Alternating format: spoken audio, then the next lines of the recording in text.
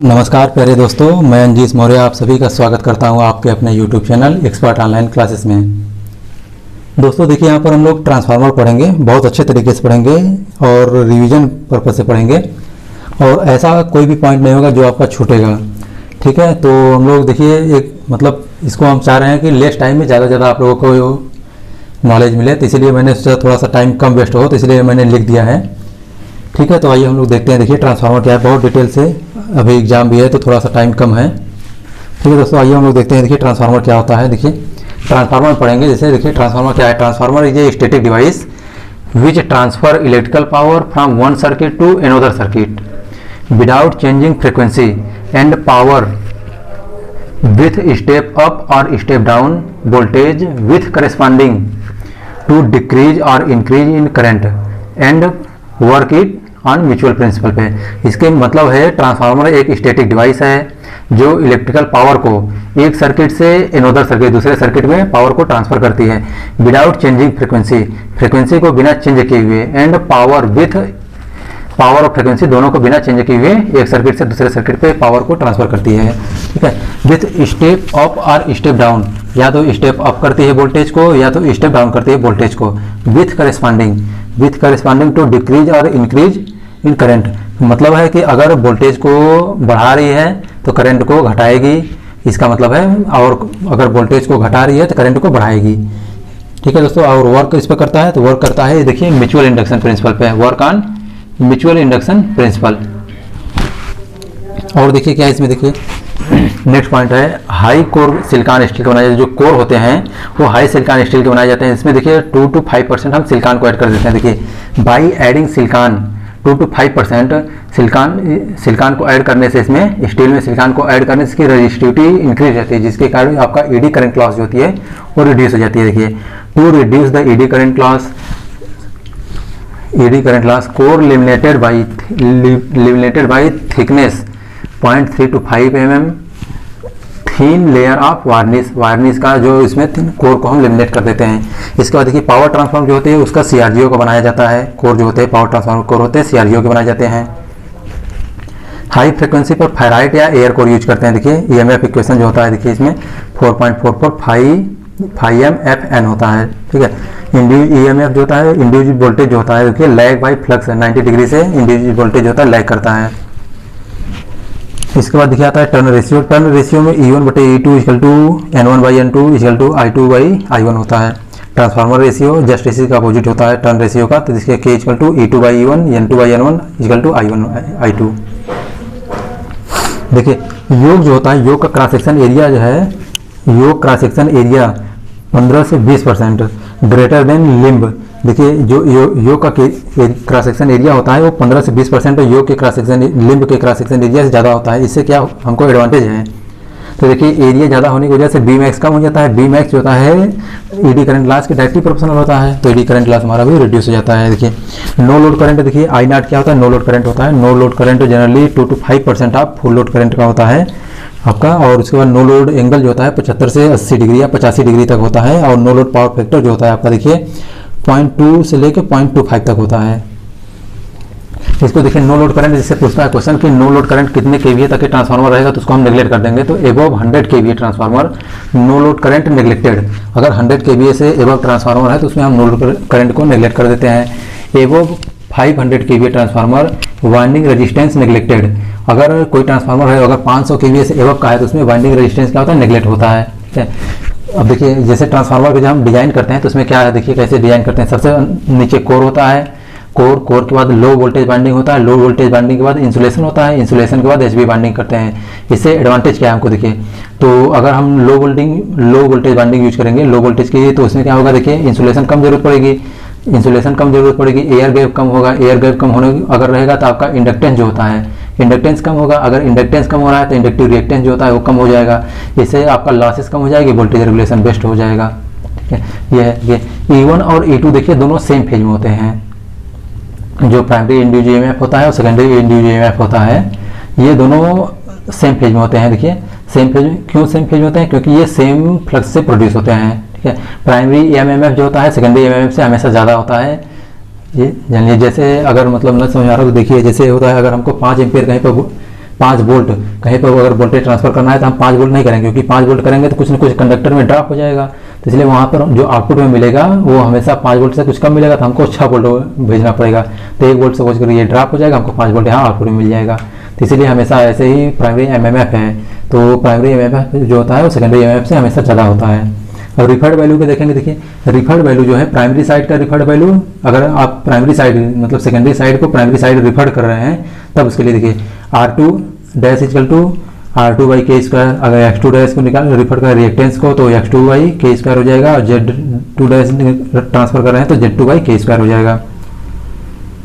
और करंट है, देखिए करंट है तो आपका I2 equal to I2 by I2 into के हो जाएगा। EMF अगर निकाल रहे हैं तो EMF E2 equal to E1 या E2 dash equal to E2 by के हो जाएगा। अगर ये सेकेंडरी साइड रिफर करें, प्राइमरी से सेकेंडरी साइड रिफर कर रहे हैं तब, तो इसके लिए R1 डैश इक्वल टू देखिए के स्क्वायर इंटू R2, ऐसे ही X1 डैश इक्वल टू के स्क्वायर K1 स्क्वायर हो जाएगा, ये के स्क्वायर इंटू X1, ऐसे Z1 डैश इक्वल टू के स्क्वायर इंटू Z1।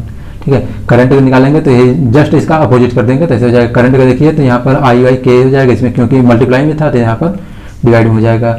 और इसके बाद E2 है तो E2 देखिए इसे सेम रहेगा, मतलब इसके जस्ट अपोजिट हो जाएगा तो E2 के इंटू E हो जाएगा।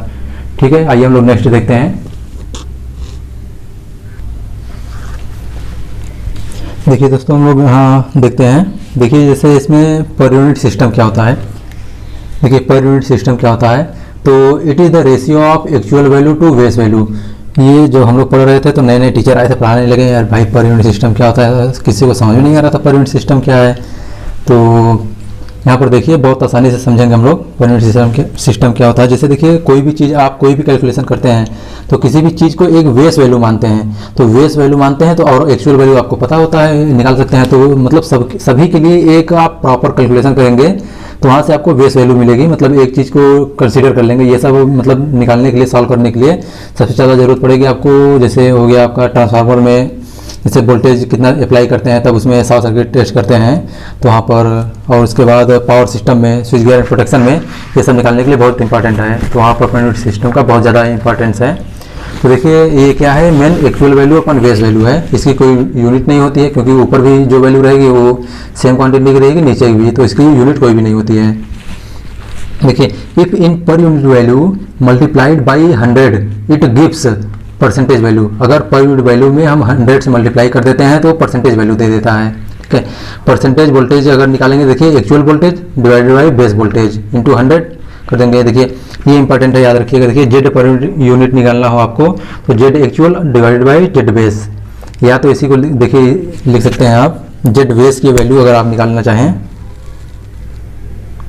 जेड बेस की वैल्यू अगर आप निकालेंगे तो देखिए के V base square upon M B base, K V base के square upon M B base Z base की वैल्यू होती है। तो यहाँ से पर यूनिट निकलती है, per unit equal to Z actual into M B A base divide by K V base के square. Z per unit equal to Z actual into M B A base upon K V base के square. अगर देखिए यहाँ पर कभी कभी इस पर न्यूमेरिकल आता है तो 2 दे देता है वैल्यू, जैसे तो यहाँ पर देखिए जेड पर यूनिट की वैल्यू दे दी गई, एक पहले दिया रहेगा, एक न्यू वैल्यू हम निकालेंगे। तो Z per unit new equal to Z per unit old into M B A base new upon M B A base old into K V base old upon K V base new का whole square. ठीक है, यहाँ से देखिए हम voltage regulation देखते हैं तो वोल्टेज में जो फ्लक्चुएशन होता है, मतलब नो लोड से फुल लोड तक जितना वोल्टेज में फ्लक्चुएशन होता है उसे हम पर यूनिट कहते हैं, पर यूनिट सिस्टम कहते हैं, अरे वोल्टेज रेगुलेशन कहते हैं। देखिए नो लोड से फुल लोड तक जितने वोल्टेज में वेरिएशन होता है उसको हम क्या कहते हैं, वोल्टेज रेगुलेशन कहते हैं। देखिए इसको फाइंड करने के लिए देखिए यूनिट है, इसका फार्मूला है कि no load minus full load upon full load into 100। ठीक है, ये इसका फार्मूला है। देखिए मेन फार्मूला ये होता है। इसके बाद देखिए यहाँ से I2 ये डेरिवेटिव फार्मूला है, सॉल्व करके तब आता है।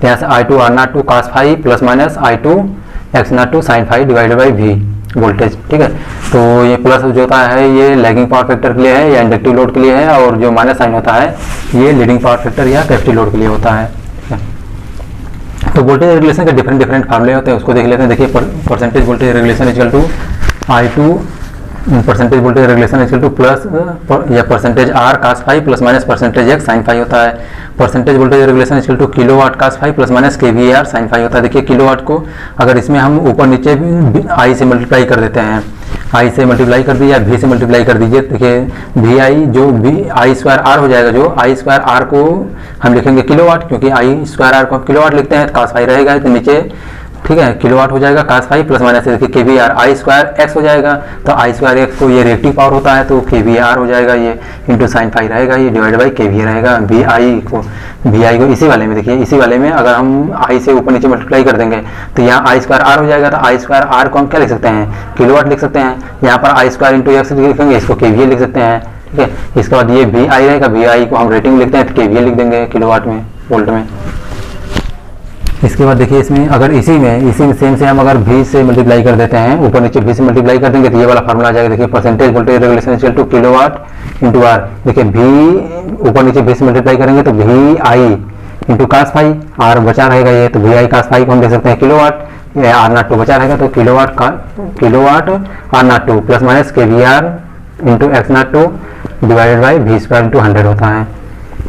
Voltage regulation at unity power factor पे, देखिए यूनिटी पावर फैक्टर पे वोल्टेज रेगुलेशन क्या होगा, तो voltage regulation I two R not two divide by V, या इसी को हम लिख सकते हैं आर नॉट टू पर यूनिट। आर नॉट टू मतलब रेजिस्टेंस का पर यूनिट निकालें, या तो इसी को यूनिटी पावर फैक्टर पे जो जितना मतलब रजिस्टिव पावर लॉस होता है उसी को हम पर यूनिट कॉपर लॉस कर देंगे।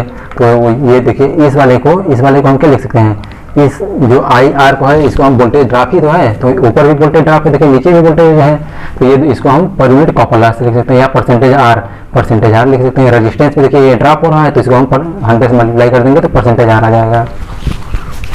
इसके बाद देखिए condition for zero voltage regulation. Zero voltage regulation किस पर होता है, कैपेसिटिव लोड पर होता है ओनली, क्योंकि कैपेसिटिव लोड पे ये वोल्टेज रेगुलेशन कम से कम होगा, तो ये कैपेसिटिव लोड पे है। उसके बाद देखिए इसके लिए कंडीशन है tan फाई का जो वैल्यू आना चाहिए वो minus R not two upon X not two से निकलेगा, तो यहाँ फाई की वैल्यू जो आती है वो नेगेटिव आती है। देखिए इसके बाद condition for maximum voltage regulation के लिए है, देखिए इंडक्टिव लोड पे होगा, ठीक है। इसके लिए कंडीशन है tan phi equal to X not two upon R not two, या फाई की वैल्यू जो आएगी पॉजिटिव आएगी, कास फाई की वैल्यू जो आएगी R not two upon Z not two हो जाएगा।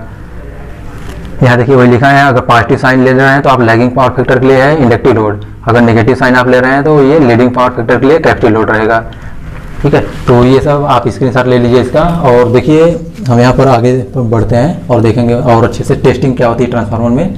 तो हम तो टेस्टिंग देखते हैं। देखिए दोस्तों हम लोग अब टेस्टिंग को देखते हैं। टेस्टिंग में कैसे ओपन सर्किट क्या होता है, शॉर्ट सर्किट क्या होता है, संपूर्ण टेस्ट क्या होता है, तो ये सब हम बहुत अच्छे से देखेंगे। तो आइए हम लोग देखिए टेस्टिंग क्या होता है ट्रांसफार्मर में। अगर ट्रांसफार्मर का परफॉर्मेंस निकालना होता है तो हम टेस्टिंग करते हैं ट्रांसफार्मर में। देखिए यहाँ पर ओपन सर्किट टेस्ट है। ओपन सर्किट टेस्ट में क्या देखिए रेटेड वोल्टेज और रेटेड फ्रीक्वेंसी पर इसको कंडक्ट किया जाता है ओपन सर्किट टेस्ट को। ओपन सर्किट टेस्ट से निकालते हैं क्या, देखिए ओपन सर्किट टेस्ट से कोर लॉस निकालते हैं। कोर लॉस जो होता है वो वोल्टेज डिपेंडेंट होता है। देखिए एचवी साइड को ओपन करते हैं और लो, जिससे हमको मतलब एचवी साइड को ओपन करने से हमको एडवांटेज क्या है, देखिए जैसे अगर हम एचवी साइड को लो वोल्टेज साइड में हम इंस्ट्रूमेंट लगाते हैं तो इससे हमारा जो कॉस्ट होता है, रेटिंग होती है, ये सब कम हो जाते हैं। तो इसीलिए देखिए लो पावर फैक्टर वाटमीटर की रिक्वायर होती है। इसे कैलकुलेट क्या करते हैं ओपन सर्किट टेस्ट से, देखिए तो कोर लॉस हो गया आपका, एक्सएम हो गया, रिएक्टिव ब्रांच के जो होते हैं, उसके बाद आई म्यू हो गया, आई डब्ल्यू हो गया, आई नॉट हो गया, और संट ब्रांच जो पैरामीटर है, ये सब संट ब्रांच पैरामीटर है, तो ये सब कैलकुलेट करते हैं। और यहाँ से पावर फैक्टर आप निकालना हो तो W not upon V not I not, या साइन फाई निकालना हो तो यहाँ से अंडर रूट में 1 माइनस का स्क्वायर फाई निकाल लेंगे। और इसके बाद देखिए वी नॉट की वैल्यू आप निकाल सकते हैं। संट ब्रांच का वोल्टेज हो गया, ये संट ब्रांच का आपको आई नॉट मिल जाएगा। आई नॉट ओपन सर्किट टेस्ट होता है तो आई नॉट है, ये संट ब्रांच के कंपोनेंट हैं सब। I naught, R naught, X naught, I naught, X naught, R naught की वैल्यू अगर आपको निकालना हो तो V not upon I naught कर देंगे। एक्स नॉट की अगर वैल्यू निकालना हो तो V not upon I M कर देंगे। आई एम क्या होता है, मैग्नेटाइजिंग कंपोनेंट होता है। आई डब्ल्यू जो है देखिए, आई डब्ल्यू क्या होता है, वर्किंग करंट होता है। और आई डब्ल्यू जो होता है देखिए सेम फेज होता है वोल्टेज के सेम फेज होता है। तो ये देखिए वोल्टेज के आपका सेम फेज होता है, ठीक है। इसके बाद जो आई एम होता है, देखिए आई एम क्या होता है, out of phase 90 degree, voltage से 90 डिग्री मतलब आउट फेज में होता है। इसके बाद देखिए शॉर्ट सर्किट टेस्ट करते हैं। शॉर्ट सर्किट टेस्ट जो होता है देखिए फुल लोड टेस्ट होता है। इसको फुल लोड पे हमेशा किया जाता है, क्योंकि अगर हम फुल लोड पे करेंगे तो उसमें करंट जो होता है वो करंट मतलब पूरी फुल लोड सर्किट में फ्लो होती है। तो जिससे क्या होता है जो 60 ब्रांच करंट होते हैं, तो जैसे देखिए कॉपर लॉस जो होता है, copper loss and series branch parameter जो होता है कैलकुलेट किया जाता है। इससे हाई पावर फैक्टर वाटमीटर की रिक्वायर होती है। लो वोल्टेज साइड को शार्ट करते हैं। लो वोल्टेज साइड को शार्ट करने से एडवांटेज क्या है, देखिए जो इंसुलेशन है हमारा, मतलब कि अगर हाई वोल्टेज लगाएंगे तो उसमें, जैसे हाई वोल्टेज अगर लगाते हैं हम, तो उसमें हमको इंसुलेशन बहुत ज़्यादा रिक्वायर होगी, क्योंकि जितना ज़्यादा वोल्टेज रहेगा उतना ज़्यादा इंसुलेशन की जरूरत पड़ेगी। तो हम लो वोल्टेज साइड को हम क्या करते हैं, शॉर्ट कर देते हैं, एक थिक वायर से शॉर्ट कर देते हैं, जिससे हमको फुल लोड करंट फ्लो हो जाती है। जैसे अगर आप लो वोल्टेज साइड को शॉर्ट करेंगे तो उससे क्या होगा कि देखिए यहाँ जो वोल्टेज कम होगा, वोल्टेज कम होगा तो आपका करंट क्या होगा, ज़्यादा हो जाएगा। करंट ज़्यादा होगा तो हमारा फुल लोड करंट है, तो हमको जो ये आपका कॉपर लॉस होता है, देखिए I2R लॉस होता है, I2R लॉस होता है, तो यहाँ से हमको फुल लोड कॉपर लॉस मिल जाएगा। ठीक है। इसके बाद अगर लो वोल्टेज साइड को हम शॉर्ट करते हैं तो इससे हमारा देखिए रेटिंग जो होती है इंस्ट्रूमेंट की रेटिंग वो भी रिड्यूस हो जाती है, इंसुलेशन कम रिक्वायर पड़ती है। और इसके बाद देखिए इसको हम जब अप्लाई करते हैं, कंडक्ट कराते हैं शॉर्ट सर्किट टेस्ट को, तो यहाँ पर रेटेड वोल्टेज का लगभग 10 से 15% ही देते हैं। अगर 10 से 15% देंगे तो इससे हमको एडवांटेज क्या है, देखिए कोर लॉस जो होता है, इसमें कोर लॉस आप लोग जानते हैं कि कोर लॉस जो होता है वोल्टेज डिपेंडेंट होता है। अगर हमको वोल्टेज डिपेंडेंट है तो मतलब कि अगर हम वोल्टेज ही कम कर देते हैं तो कोर लॉस हमारा रिड्यूस हो जाएगा। तो कोर लॉस का मतलब कॉपर लॉस में जो टोटल लॉस निकालेंगे तो कॉपर लॉस बहुत कम होता है। ठीक है। देखिए यहाँ पर कॉपर लॉस क्या है, कॉपर लॉस जो है आपका कम हो जाएगा। तो अरे कॉपर लॉस मतलब पूरा फुल मिलेगा, उसके बाद कोर लॉस जो है आपका रिड्यूस हो जाएगा। तो कोर लॉस रिड्यूस हो जाएगा तो इसको हम नेगलेक्ट कर देते हैं, कोर लॉस को। देखिए कोर लॉस को नेगलेक्ट कर देंगे, केवल कॉपर लॉस हमको मिल जाता है।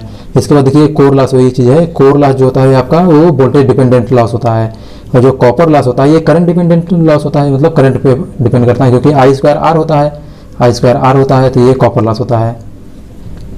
इसके बाद देखिए संपनर टेस्ट आता है। संपनर टेस्ट में क्या है, संपनर टेस्ट होता है, संपनर जैसे संपनर टेस्ट है, ठीक है, संपनर टेस्ट है, संपनर टेस्ट को ही हम बैक टू बैक टेस्ट बोलते हैं। तो इससे देखिए क्या है, ये हमारा मतलब बहुत ज़्यादा कॉस्टली होता है, क्योंकि इसमें 2 आइडेंटिकल ट्रांसफार्मर की रिक्वायर होती है, उनको बैक टू बैक आपस में कनेक्ट करना पड़ता है।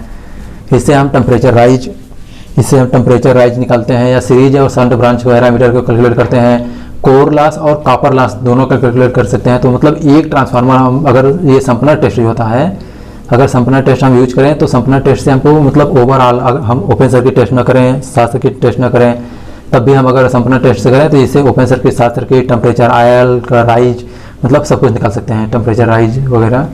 तो इसके बाद देखिए एफिशिएंसी, तो यह क्वेश्चन पूछता है कि मतलब इसमें कैसे, मतलब किसके लिए मेनली, तो सबसे ज़्यादा इंपॉर्टेंट है टेम्परेचर राइज के लिए संपनर टेस्ट करते हैं। इसके बाद ये कॉस्टली होता है, क्यों, क्योंकि इसमें 2 आइडेंटिकल ट्रांसफार्मर की रिक्वायर होती है। इसके बाद देखिए एफिशिएंसी है आपका। एफिशिएंसी देखिए it is the ratio of output to input, output और इनपुट के रेशियो को हम एफिशिएंसी कहते हैं। एफिशिएंसी बराबर देखिए फार्मूला होता है आउटपुट अपान इनपुट, आउटपुट अपान में इनपुट को हम लिख सकते हैं output two plus losses into 100 से मल्टीप्लाई कर देंगे तो परसेंटेज में एफिशिएंसी मिल जाएगी।